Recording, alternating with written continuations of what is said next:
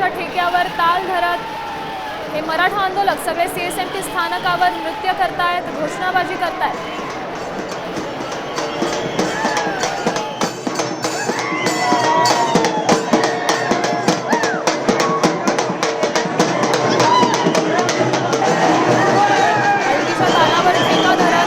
तरुणांपासून ते वृद्धांपर्यंत प्रत्येक जण ठेका धरतो।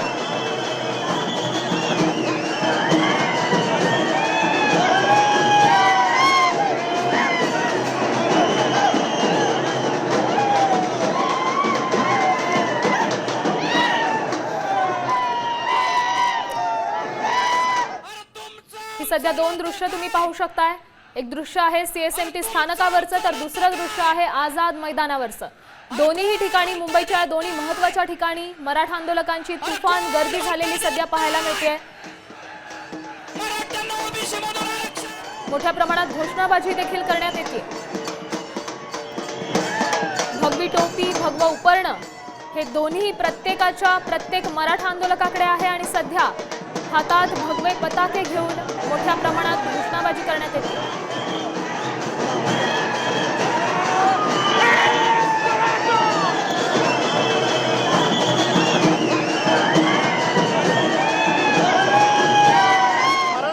ओबीसीतून आरक्षण मिळावे या मागणीसाठी मनोज जरांगे पाटलांचं आझाद मैदानामध्ये मागील 4 दिवसापासून उपोषण सुरू आहे।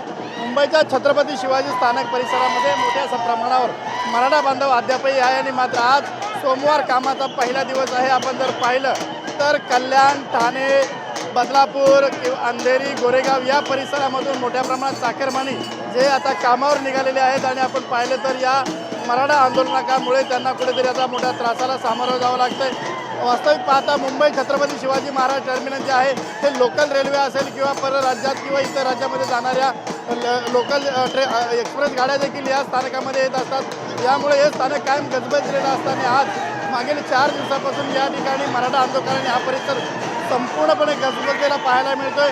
अशातच गणपती विसर्जनानंतर आता चाकरमानी पुन्हा एकदा कामावर यायला सुरुवात झाली। कॅमेरा पर्सन प्रवीण चव्हाणचा मी संजय गडदे, साम टीव्ही न्यूज, मुंबई। आपण पाहू शकतो ही दृश्य आहे सीएसएमटी स्थानकावरची। खरं तर चाकरमान्यांची यावेळेला मोठ्या प्रमाणात गर्दी असते। सीएसएमटी स्थानक आहे रेल्वे स्टेशनवर दररोजच सोमवारच्या सकाळी प्रचंड मोठ्या प्रमाणात गर्दी असते आणि आता याच वेळेला मराठा आंदोलकांची देखील तुफान गर्दी झालेली आपण पाहू शकतो।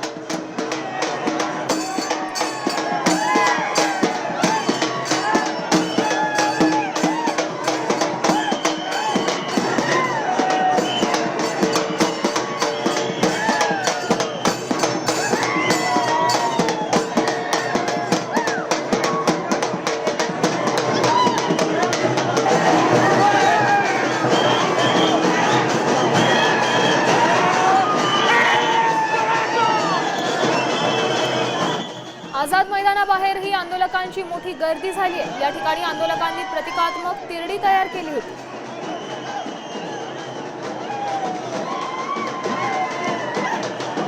आता isakal.com आहे देशातील नंबर 1 ची मराठी न्यूज वेबसाईट। प्रत्येक अपडेटसाठी isakal.com ला नक्की भेट द्या।